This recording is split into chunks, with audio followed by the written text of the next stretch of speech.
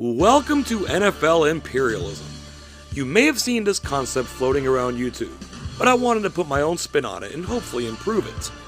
Before we get started, I humbly ask that you take a moment to hit that subscribe button, hit that notification button. This is going to be a series, and this channel has some other videos as well, sports related, entertainment related. We do a lot here, trying to grow the audience.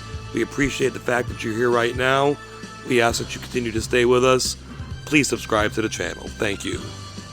If you're interested in a full, thorough breakdown of how this imperialism works, please check out the first 3 minutes or so of the 1966 video, which is linked in the description below. Otherwise, we are ready to start. We continue our trek through the 1980s, making a stop here at 1981. This was a big year in the NFL. It was the last year of a labor peace, but that's something we will get to in next season's video.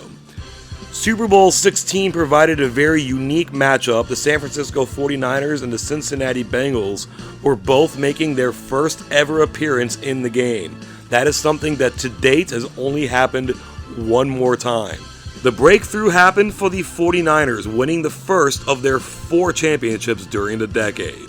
How will these teams perform in this season's imperialism? According to our rankings, they're going to have an excellent chance to do well. The 49ers as champions slot in at 3rd, and the Bengals as the runners-up slot in at 4th. The Cowboys and the Eagles take the top 2 spots, with last season's imperialism champion Detroit Lions sneaking in at number 5. Some recent champions in imperialism find themselves in the bottom 5, the Patriots and the Browns. And they're very at the bottom. Their last couple years in Baltimore, we see the Colts. Who will win 1981 imperialism? The wheel, the arrow, and the games will let us know. Let's go find out. This is 1981's first spin, and it's going to guarantee us an expansion. It's the Broncos. They head northwest, staying in isolation here. They're going to grab the state of Wyoming. We spin the wheel one more time, and we are going to be getting the Green Bay Packers. They're heading pretty much directly east. For sure, they're going to be running into the Lions' territory. So our defending imperialism champion will be on the field for the first game the following season. The Lions look to add to a 14-7 third quarter lead. This is a play action. Eric Hipple will drop it off to Dexter Bussey for the short touchdown. That will make it 21-7. Green Bay's not out of this yet, though. It's now 21-10 in the fourth quarter. From the Lions' 17-yard line, this handoff goes to Harlan Huckleby. He's not the fastest, but he's got enough speed and power at the end to break the play into the end zone with under a minute to go. The extra point's going to make this 21-17. It all rides here on the onside kick. It is placed down. The ball is loose, but Detroit recovers. They're going to hold on to win this game despite Green Bay's best efforts in the fourth quarter, 21-17. So we have our first elimination in 1981 imperialism. The Lions will take over Wisconsin, knock the Packers out of the game, and expand their land. We move on to our next spin, and we will get the Philadelphia Eagles, a highly ranked team from 1981. Arrow goes north, slightly northwest. Either way, that's going to enter the area of the Buffalo Bills. Eagles at Bills will be our next game. The Bills tried to keep this game close, but the Eagles kept them at least at arm's length all the way throughout. Ron Jaworski finds Harold Carmichael right in front of the end zone. Carmichael able to take it in and run it for the touchdown. This will give the Eagles a 24-7 lead. Our final score here was 31-10. So looking at the map here, the Eagles survived their first test of 1981. They successfully invade Buffalo, take over their territory, and expand their land. We have 2 teams down, leaving us with 26 remaining. This is a super close call. Raiders or Seahawks, it's the Raiders. They will head south and face their rivals in California. The Raiders will travel to Los Angeles to face the Rams. The Raiders are at the Ram 25-yard line. It's 3rd down. We're tied at 7 in the second quarter. Play action from Mark Wilson. Faces the pressure. lets it go, and that's Cliff Branch making a diving touchdown catch to give the Raiders a 14-7 lead that they still maintain in the fourth quarter. From the 11-yard line now. This looks like the exact same play. Little easier this time though. Branch with another touchdown. He had a monster game. This gives the Raiders a 21-7 lead. Now the Rams are trying to make a comeback. They've gotten it to 1st and goal at the 3-yard line. The pitch goes to Wendell Tyler. He stayed busy all game. He basically ran the ball in about 70% of LA's offensive plays. He gets this touchdown. It's 21-14. Now here comes the onside kick. The Raiders don't look ready for it, and the Rams get it. Okay, from the 41-yard line now, a minute 22 to go. It's Tyler again around the edge, cuts it back inside, gets inside the 30, gets tackled at the 25. And now the Rams, 3 plays later, it's 4th down. This is it. Play action to Tyler. Touchdown pass to Preston Denard. Diving catch looking just like Cliff Branch. It's 21-20. There's no way. There's no way. Oh, he blocked the extra point. That's going to cause the Rams the onside kick again. And what are the Raiders doing? They let him pick it up. 21-20. Maybe the Rams knew what they were doing, getting the extra point blocked. Play action. Pat Hayden fires for Drew Hill. Incomplete. Still 2 seconds to go. They got to take a shot at the end. Oh my. Handoff up the middle. After that tremendous comeback, it ends in a whimper. The Raiders are able to hold on and win by the slimmest margin possible. 21-20. So for only the second time in all Imperialisms, and this is our 16th one, the Rams are a one and done. The Raiders will go into LA, take over the land, and might be left wondering how they almost lost that game and how they avoided having to go to overtime. After the Raiders pick up that huge victory, the wheel sees fit to choose them again. But they will head east. They won't have to play this time. That's going to be an expansion into their future home state of Nevada. We head back to the wheel. It will select the St. Louis Cardinals. They will head southwest because of their proximity to Kansas City. We've heard this story before. That's going to be our next game. The Battle of Missouri shall now commence. The Chiefs lead 14-0 early in the second quarter. On 3rd and goal, Bill Kenny's going to throw the ball to rookie running back Joe Delaney. Joe Delaney very sadly and tragically passed away before the 1983 season. He played 2 years. He did well in those 2 years.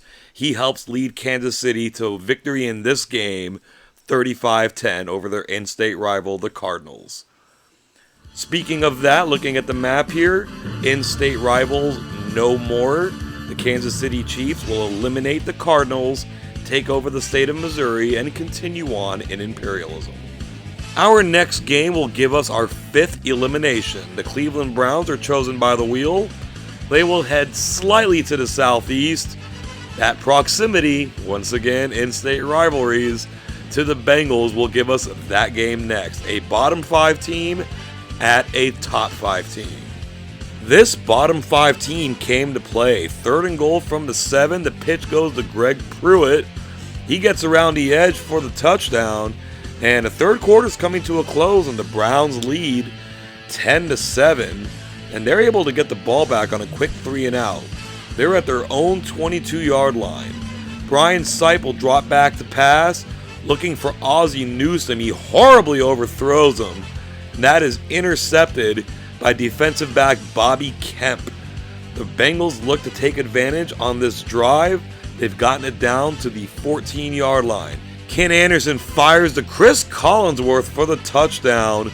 The rookie sensation takes the hit but holds on.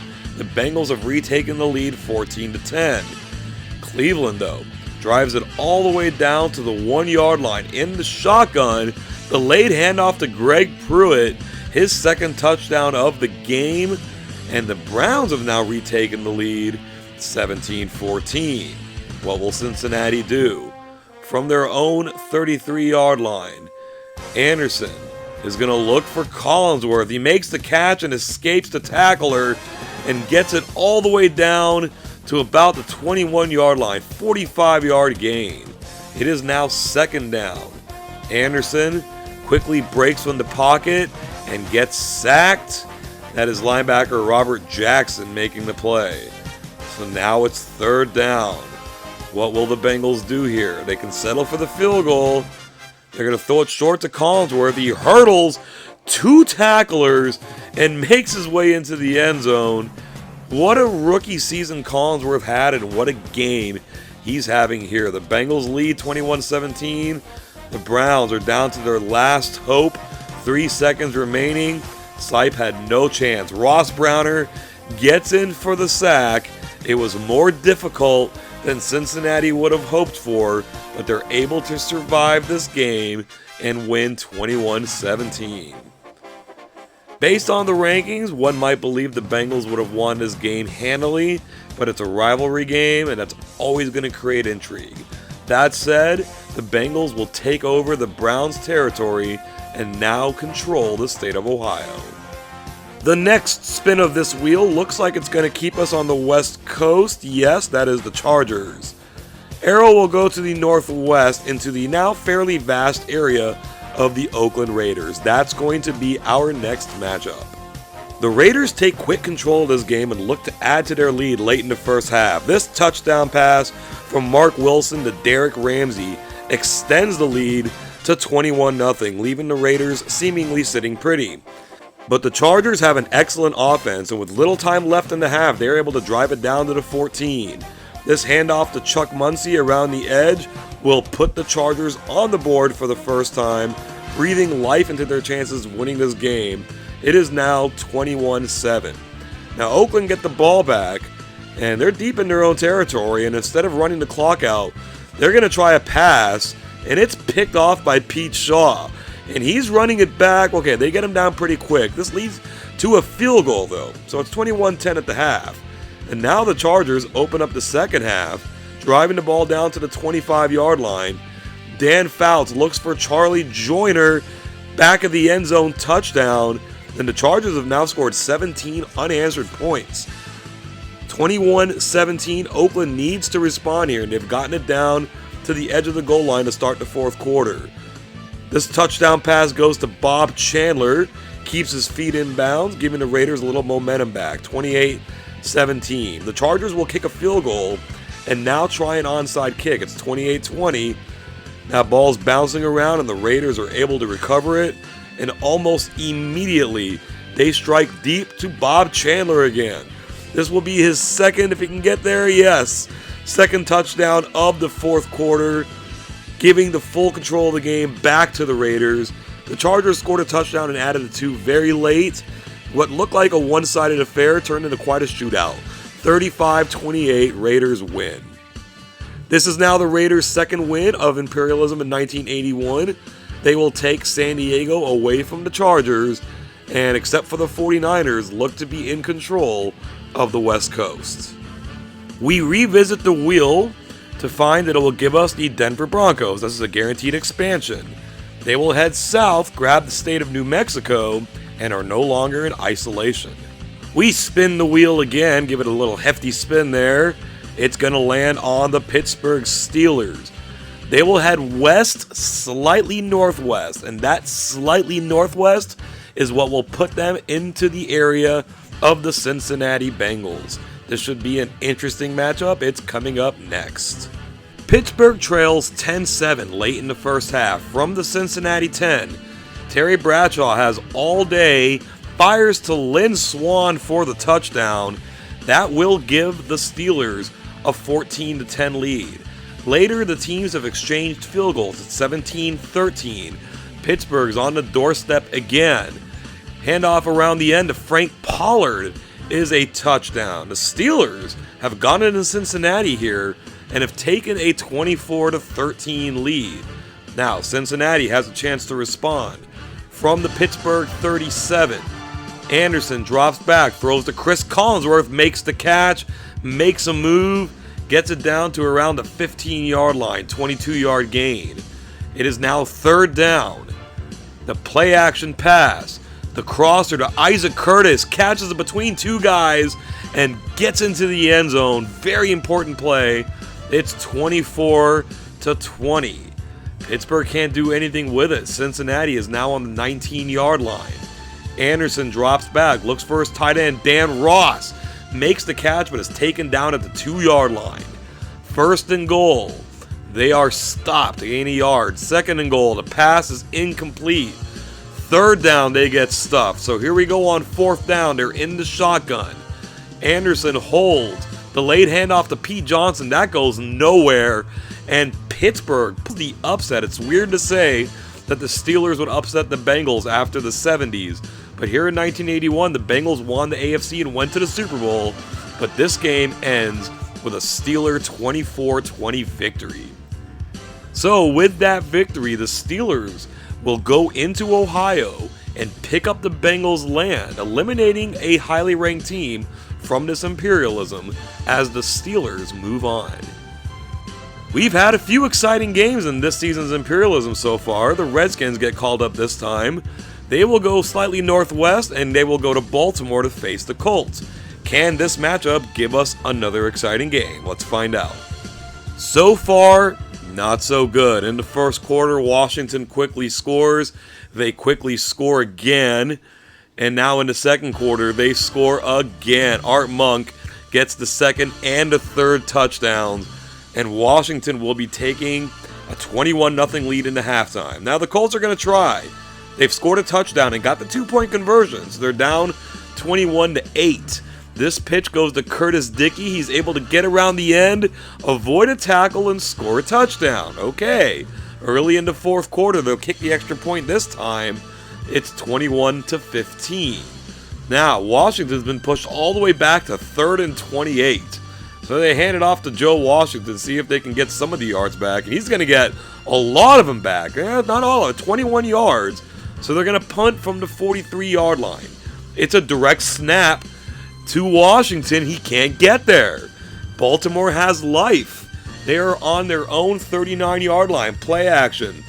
Burt Jones fires it up. It's caught for a long gain by wide receiver Ray Butler. Gets it down to about the 12, 48 yards. It is now 2nd and 2. The Redskins bring the heat. Jones gets it off to Dickey, and he scores, and it's now tied at 21 apiece with the extra point pending. Uh-oh, here comes the extra point. Nah, that's good. 22-21. Baltimore now in the lead. The Redskins need to catch up. It's 3rd and 8. Joe Theismann rushes the pass to Don Warren. It's complete, but it's not enough yards. 4th and 4. This is it. The pitch to Washington. The Colts are all over it. And wow, we got another close game and a thrilling game. Washington led 21-0 at the half. Baltimore comes back and scores 22 in the second half to win the game 22-21. Can't say we saw that one coming. The Colts were not good in 1981. They won their first and last game of the season, both against the Patriots, while losing the middle 14. But here at Imperialism, at home, after falling behind, they defend the homeland. They defeat Washington, take them off the map. It's not a big land acquisition, but it keeps the Colts alive in the game. What else might 1981 Imperialism have in store? The Wheel has the Chiefs in store. They will head to the northeast directly into the territory of the Chicago Bears. Chiefs at Bears coming up next. After losing Walter Payton early to an injury, this Bears offense was pretty much directionless. Vince Evans just kind of throws this up, and it's intercepted by corner Eric Harris, and he has absolutely no problem bringing it back in for a touchdown. The Chiefs led 13-9 before that. They now lead 20-9, and they were able to tack on a field goal. They handily, it was closer than it looks, but they handily won this game 23-9. So with that victory, the Chiefs are going to expand into the Bears territory, taking the state of Illinois and moving on in Imperialism. Our next spin of the wheel will be bringing us back to the West Coast. The Raiders are chosen again. They will head northwest, so they are now having to go travel to San Francisco and play the reigning Super Bowl champion 49ers. The 49ers defense was lights out in this game, with the offense occasionally able to take advantage. Here from the 24 play-action pass from Joe Montana to Dwight Clark. That's a very well-known combination in 49er circles. That makes the score 21-7. Our final is 21-10. We weren't kidding about the Niners defense. The Raiders' touchdown in this game actually came on defense. So looking at the map, the Raiders picked up some land by winning a couple of games, but they now cede control of that land to the 49ers. And not only are they reigning Super Bowl champions, they are now in isolation. We've now eliminated 10 teams from 1981 Imperialism. The Steelers have been chosen by the wheel. They will head slightly southwest, just southwest enough that they will expand to Kentucky instead of West Virginia. We need to spin the wheel again in search of another game, and we're gonna find one. As is always the case, when the wheel lands on the Dolphins, they are automatically being forced into a game. They will be traveling to Tampa to face the Buccaneers. After a Buccaneer field goal, Duriel Harris takes the next kickoff, fumbles it. Hugh Green forces it loose. The Buccaneers pick it up and waltz it into the end zone. Linebacker Richard Wood making the play. The Bucs' defense and special teams was everywhere in this game. 27-0 is our final. Leroy Selman collected 5 sacks in this game for the Bucs. So looking here at the map, the state of Florida will turn pewter. The Tampa Bay Buccaneers win, eliminate the Dolphins, and move on in the game. Looking now at the wheel, we see that we get the New England Patriots. First time they've been called. They will head to the northwest, but that's still going to place them into New Hampshire rather than Vermont. To the wheel we go again. It's going to land on the Oilers. Can they avoid the Cowboys? No. Arrow goes northwest, and once again, Houston has to travel to Dallas to play the Cowboys. Houston led at the half and have it close here in the fourth. But from the 10-yard line, Danny White does a play-action pass. That is Drew Pearson catching the touchdown, extending the Cowboy lead to 28-17 with under a minute to go in the game. They would actually score again on a pick six to make the final score 35-17. The poor Oilers have decent teams during this era, but they keep getting chosen to go to Dallas. And Dallas is very good during this era. They're number 1 ranked in 1981. They win the game. They claim the entire state of Texas. And Houston, again, is out of the game. Our next spin of the wheel will give us the Detroit Lions, reigning Imperialism champions. Arrow takes them southwest, so they're not going to have to take the field. They will slip into the state of Iowa and expand their land.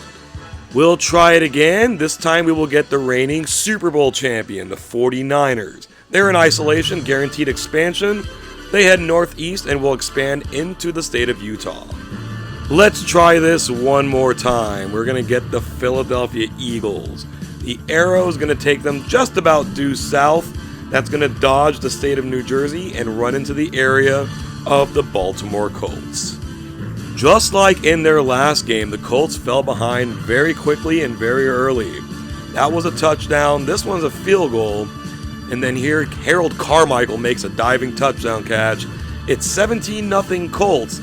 They've come back for more. Can they do it again this time? Not really, no. They played them level the rest of the way, but the Eagles will take this game 27-10. The Eagles have now won their second game in this season's Imperialism. They will expand their land, and in doing so, they will take the Colts off the map. Our next spin of the wheel will just give us the Seattle Seahawks. Automatic expansion. They will head south, though, into Oregon, ending their isolation. We go back to the old wheel, and we will be getting the Pittsburgh Steelers.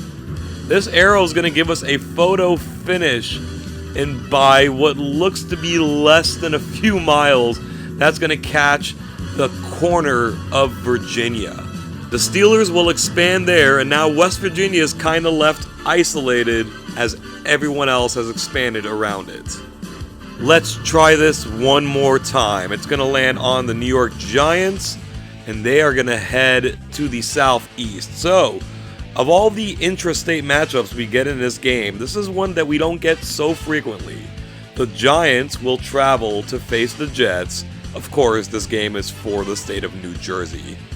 It's been a bit of a sloppy game so far. The Giants and Jets are tied at 10.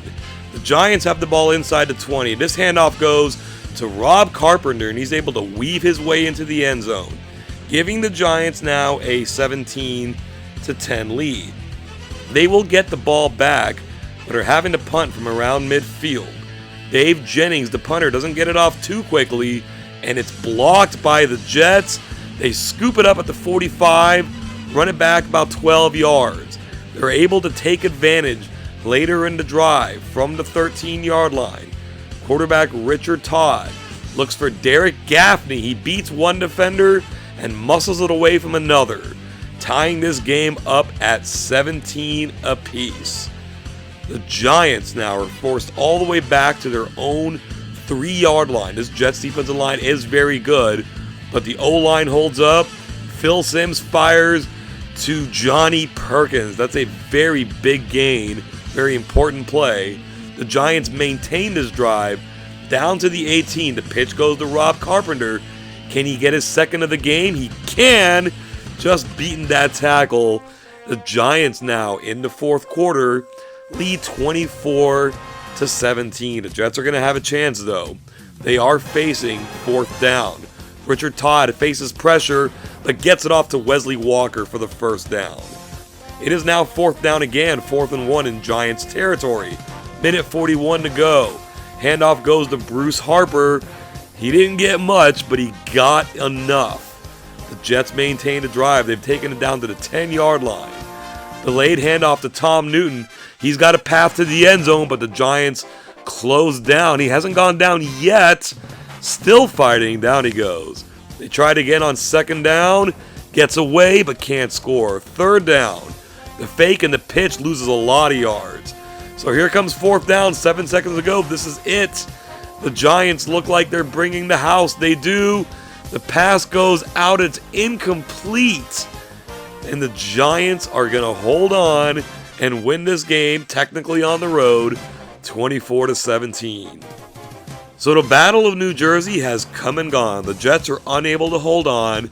The Giants take over the state, and they are a bit of a threat going forward. We didn't see them in the highlights, but this is Lawrence Taylor's rookie season.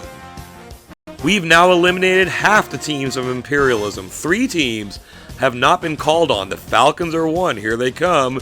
They will head slightly southwest. That's going to catch the Florida Panhandle and place them in a matchup with the Buccaneers.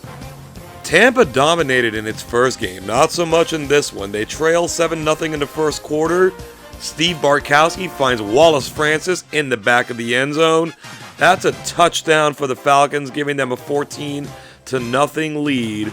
The final score of this game will be 27-0, the identical score by which Tampa won their first game in Imperialism. So the state of Florida, that once belonged solely to the Buccaneers, will now fall into the hands of the Falcons, who, with the state of Georgia, now enter a state of isolationism. The second half of 1981 Imperialism moves on. We will land on the Eagles. They will head just about straight south, so we're going to get essentially the Battle of Pennsylvania, but a lot more land will be involved. The Eagles will travel to Pittsburgh to play the Steelers. Philly asserted early control in this game and never let go.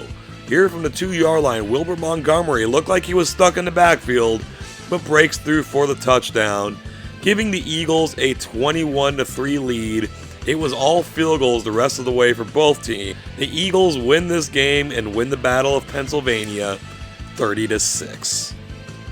And yes, it's a lot more than Pennsylvania on the line here. The Steelers gobbled up a nice bit of land, but all of that will now fall to the Eagles. And in the season after they appeared in the Super Bowl, they appear to be a major threat going forward. We'll do a couple of expansions really quick here. The Seahawks will head east and take over Idaho. Now we have the Broncos, who are also going to head east. They will take Kansas. And now the wheel will select the 49ers. They will head northeast into the territory of the Seahawks. This game will be for control of the West Coast. The Seahawks got their first ever Imperialism victory last season over the 49ers, but this is a different 49er team. On this punt return, Lynn Thomas breaks to about the 40-yard line, gets through a couple of tacklers, gets through another, gets a block, and only has the punter, and he outruns him easily. That is a 54-yard punt return for a touchdown, making the score 24-0. The Niners would score again before the half. They would wind up winning the game 31-9 after taking the second half off. So we said this game would be for control of the West Coast, and it most certainly was. The 49ers will take over the Seahawks' land. They own the entire Pacific coastline and some inland as well. They are looking like a major threat going forward. Fewer and fewer teams remain as we get our next wheel spin. For the first time, we're going to get the Vikings. They will head southeast into the territory of the Detroit Lions. For those Eagle Eyes out there, specifically Eagles fans perhaps, you may notice I failed to give the Delmarva Peninsula to the Eagles when they expanded into the Steelers' land that included Virginia. That has now been fixed, and we're ready to get our next game going. Vikings at Lions. The Vikings hold a 13-7 lead late in the third, but the Lions are driving. Eric Hipple will drop back, float a pass to his tight end David Hill, led him perfectly. That is a wonderful touchdown pass. That will tie this game at 13.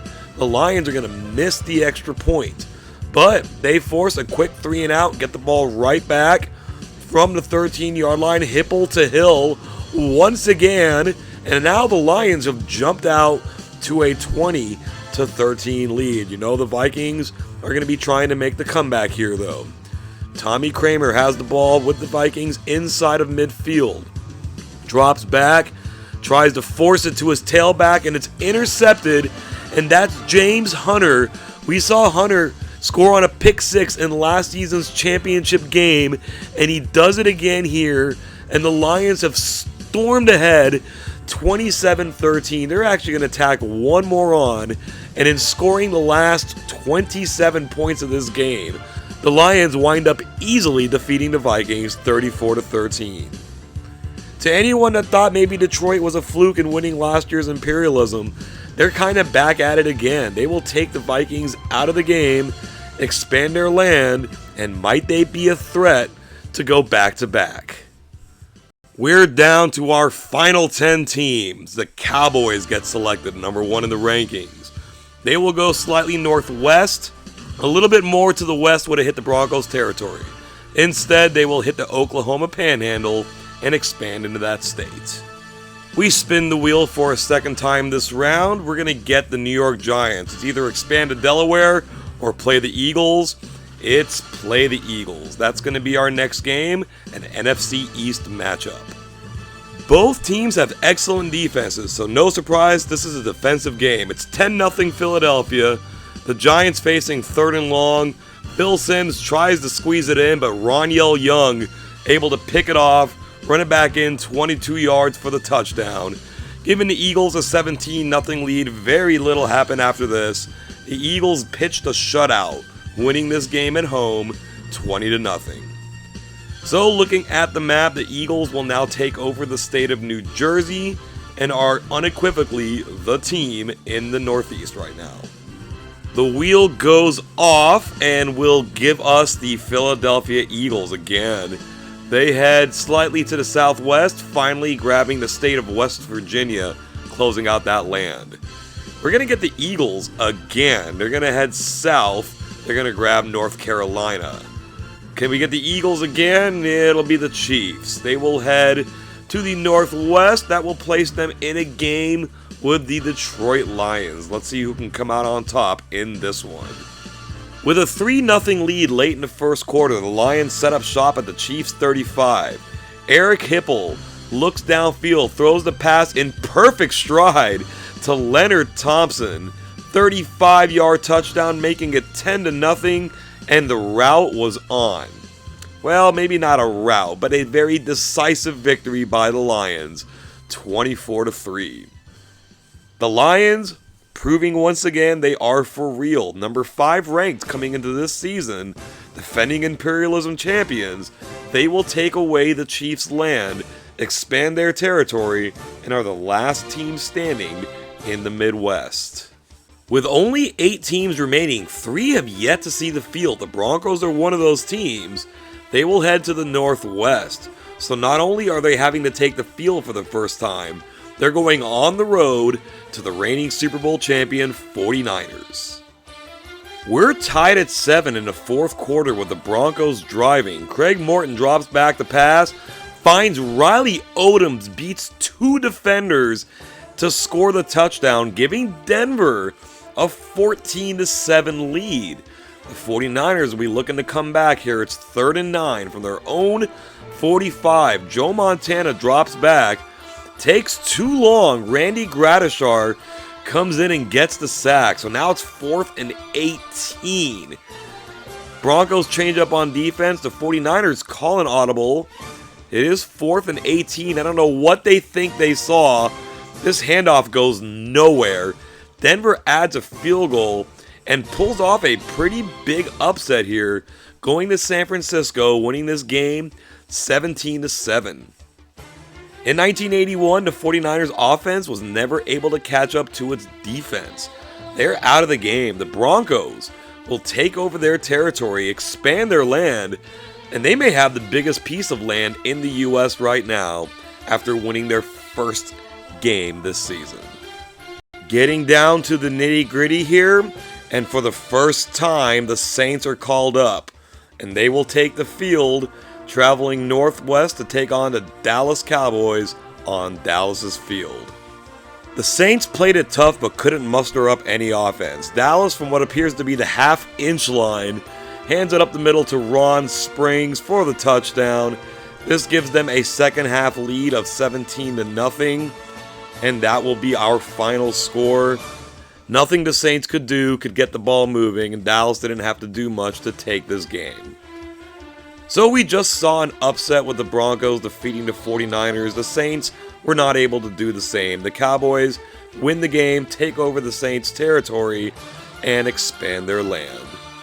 We continue our push toward the end. This will land on the Broncos.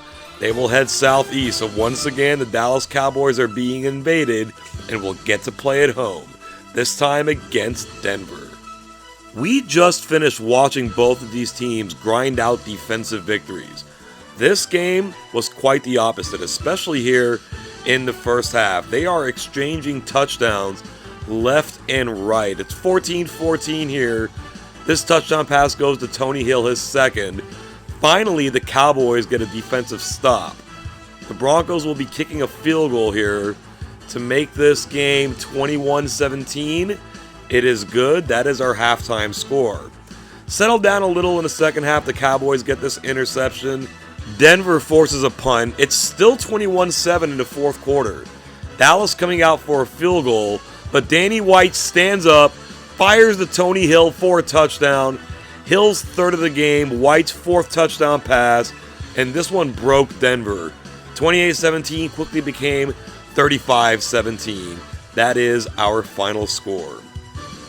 So Denver was not able to pull off back-to-back upsets.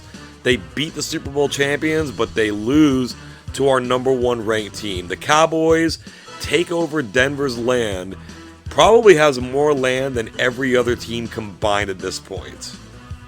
It's expansion time. I'm going to run through these quickly. The Lions will head to the northwest and take South Dakota. The Falcons are called up. They go northeast. They will take South Carolina. Now it is the Cowboys. They will head to the southwest and grab Arizona. Up next are the Patriots, just barely. They will head to the southwest and take Connecticut. We will have the Patriots again. They go northeast and take Maine. The Patriots, again, they will head south and grab Rhode Island. Now it's a close call. It's going to be the Eagles. They will head south. That will end the expansion and send them to Atlanta for this epic showdown. We're tied at 7 late in the first quarter. The Falcons face 3rd and 7. This handoff goes to William Andrews, and he is just moving people out of the way, getting into the end zone. The Falcons take a 14-7 lead. They would tack on a field goal, make it 17-7. And now the Falcons are forcing this punt in the second half. Looking to take control of this game, but James Mayberry fumbles it. The Eagles recover. On the very next play, out of the shotgun, Ron Jaworski steps back, fires to Charlie Smith in the end zone. Touchdown and turnaround. The Falcons were about to take the ball with a 10-point lead. They now only lead by 3, and it's starting to fall apart for them a little bit. This overthrow is intercepted by the Eagles, which would lead to a field goal. We're now tied at 17. Atlanta facing 3rd and 15 in the fourth quarter. A hurried pass is incomplete. The Eagles take it, drive it down to just inside the 10. Jaworski looking for tailback Wilbert Montgomery out of the backfield. Finds him between defenders. He does the rest. The Eagles have now taken the lead. They will score one more time before the end of this game. They dominated the second half by a score of 24-0, and they win this game by a score of 31-17. So once again, Atlanta gets deep in imperialism, but in this season, they're unable to defend their homeland against a high-powered Eagles team.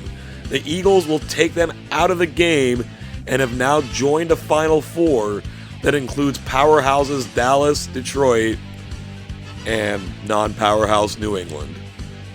Who will we get on the field next? It could be the Eagles. They are called up on the wheel. They will head northwest. Had they gone a little bit more west and not so much north, they would have grabbed Indiana. Instead, they are going to run into the territory of the Lions. That's going to be our next game.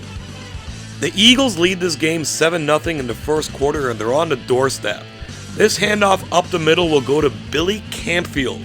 He is in for the injured Wilbert Montgomery. That is a big loss for Philly, but they do have a 14-0 lead. Detroit needs to respond to have a chance to stay in this game.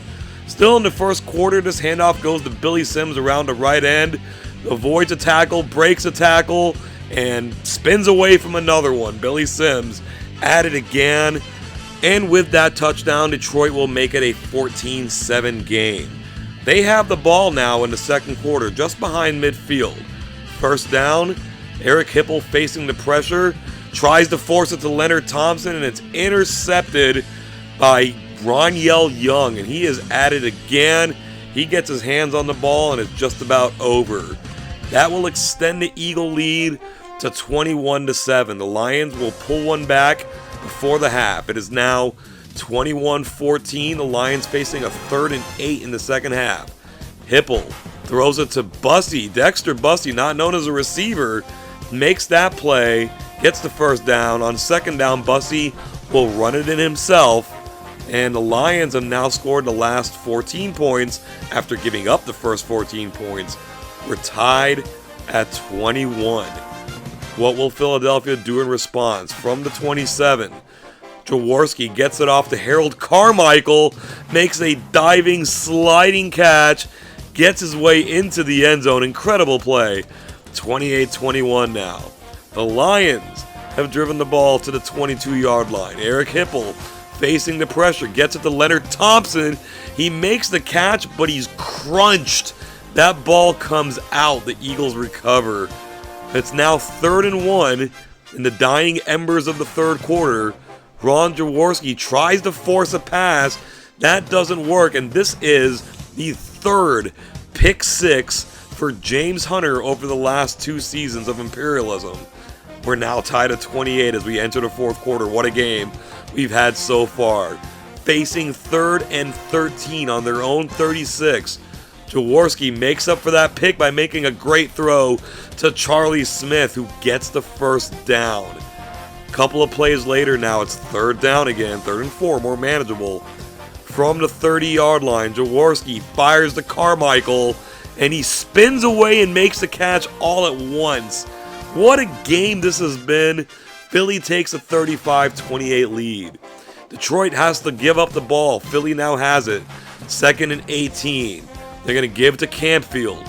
He goes up the middle, and he's crunched by Gary Cobb. Lots of nice, good hits in this game. The Lions recover, run it down just inside the 25. They finally go down. 29 seconds to go. What will Detroit do? Hipple drops back, tries to step into the pocket, and he's taken down. 21 seconds, now 16 seconds left. His handoff goes to Billy Sims. This is taking a little too much time. He gets some good yardage. There's 3 seconds on the clock. Will they get the play call in on time? They do not. What a way to lose a game for Detroit. Tecmo Super Bowl III doesn't have spike plays, but they're able to call plays in very quickly. 3 seconds wasn't enough time. The Eagles go on the road in Detroit, eliminate last season's champion, 35-28. So like we said, we are now guaranteed not to have a repeat champion. The Lions performed admirably, but they're out of the game now. The Eagles take over all their land, and it seems inevitable that either the Eagles or the Cowboys will win Imperialism. The Patriots are still there, but they were a 2-14 team in 1981. That said, we need to see how this is going to play out. With only 3 teams remaining, what will be our next matchup? The Patriots are chosen, and they will head south, slightly southwest, and that slightly southwest will guarantee that they hit Long Island under the control of the Eagles. So the Patriots will have to take the field. They will travel to Philadelphia, and that will place the Dallas Cowboys into the Imperialism Championship game 14 seasons after they last played for the Imperialism Championship. But first things first, Patriots at Eagles. The Eagles hold a 7-3 lead in the second quarter. This handoff will go up the middle to Wilbert Montgomery, but Roland James is able to jar the ball loose. The Patriots recover, and they're going to have a chance to take the lead here. 2nd and goal from the 9-yard line. This swing pass to Sam Cunningham. He's got about 9 guys trying to tackle him, and he somehow escapes and gets into the end zone. Might that be a foretelling? The Patriots will have the extra point block. They lead 9-7. 4 seconds left in the half. The Eagles don't try the field goal. They run up the middle. I don't get that. 3rd quarter, though, from the 1-yard line, Wilbert Montgomery, making up for his fumble, gets into the end zone, giving the Eagles a 14-9 lead. More of a struggle than they may have anticipated here. It is 3rd and 18 from their own 30. The Patriots, Grogan drops back, fires for Stanley Morgan, makes the catch in double coverage to end the 3rd quarter. Now in the 4th quarter, 3rd and 9. The pitch goes to Tony Collins. He doesn't get the first. I guess they know they're going for it. So on 4th and 6, Grogan will drop back. He will find Stanley Morgan, and he makes the catch. Gets away, keeps going, gets away again. On 4th down, Stanley Morgan will score the touchdown. The Patriots now lead 16-14. Now the Eagles face a 3rd down, 3rd and 7. Up the middle to Montgomery. He'll get the first down and quite a bit more. They're able to get him down, but the Eagles are in the red zone.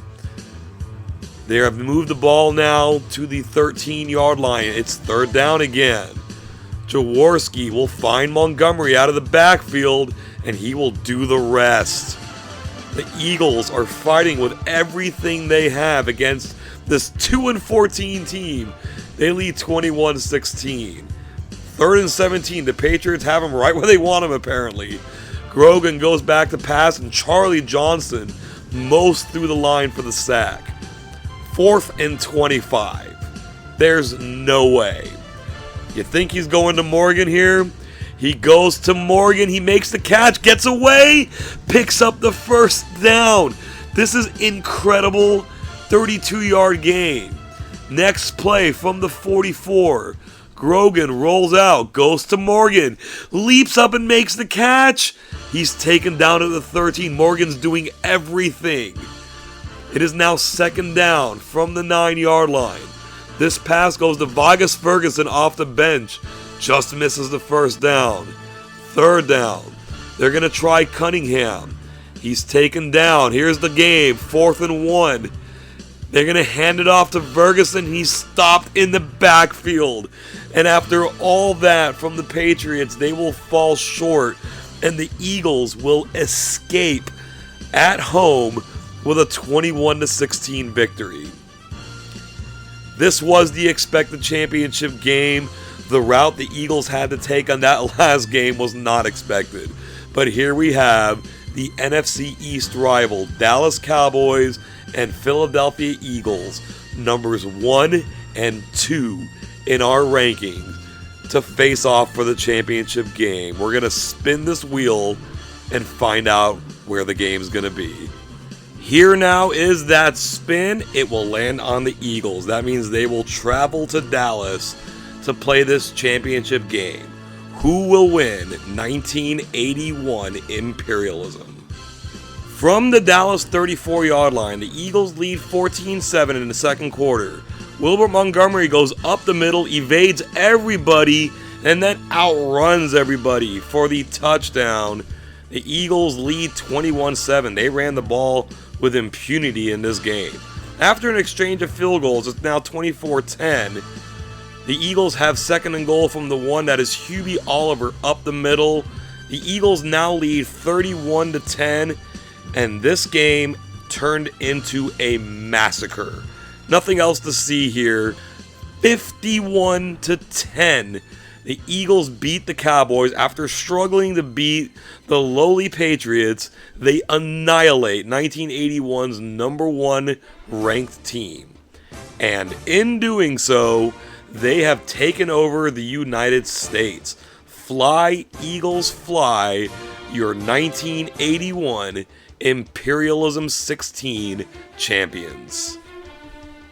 The 49ers and the Bengals were the breakout teams of 1981 and met in that year's Super Bowl, with the 49ers winning. We had no such breakouts in our Imperialism. The Eagles ranked number 2 and the Cowboys ranked number 1, but it was the Eagles that took care of business and won Imperialism. Here is the roster they won it with. First, the offense. The offensive line was led by Guy Morris and Stan Walters, but they had a true workhorse behind them in Wilbert Montgomery.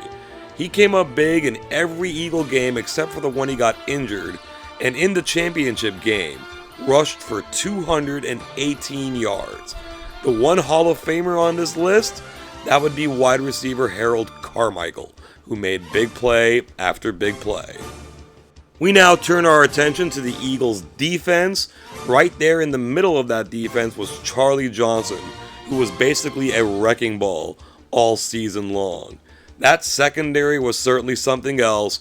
We saw Roniel Young do a lot of damage, and next to him was Herm Edwards, an Eagles legend for the Miracle of the Meadowlands, and also a memorable NFL head coach. Scoring in 1981 Imperialism was on the rise from the season before. We also saw a lot of close games, even though we saw some blowouts as well. But those close games came to a head here in the second half. Those last 2 games were thrillers, both won by the Eagles. In fact, the Eagles won the last 4 games, including that huge championship win over the Cowboys. And it was those last 4 victories that helped propel the Eagles to an 8-0 record in 1981, tying a few other teams for the most ever wins in a single season Imperialism. Those 4 wins also were more than any other team had. In fact, with the Eagles included, only 6 teams won multiple games. One of those teams were the Dallas Cowboys, who went 3-1, picking up their usual smattering of victories against lesser opponents. Yet, that said, the Cowboys now go back to the top of the overall standings with 38 wins. They've only won Imperialism 1 time, but the consistency of their winning has got them to that point. The Atlanta Falcons, it should be noted, have moved over from the far right column into the center one. They've done well the last few years, but haven't been able to break through. Truly, it can never be done enough, but we do want to take this moment to thank you for watching this video and for getting as far as you have. If you haven't already, please like the video, share the video, subscribe to the channel, hit the bell for notifications so you don't miss future imperialisms and other videos that we have done. If you're watching this as it's being released, you can expect Imperialism 17 for 1982 to come just around the corner. Every imperialism to date is posted in the description below. And if you're watching this video at some point in the future, then all those other imperialisms following this one will be there as well. Before we sign off, we want to take one last look at this map and honor the 1981 imperialism champion, Philadelphia Eagles. It was maybe thought they would have won it the year before as the #1 ranked team, but here in 1981, they were #2 and were able to get the job done. From us here at CCC Productions, thank you one more time for watching. We hope you have an awesome day.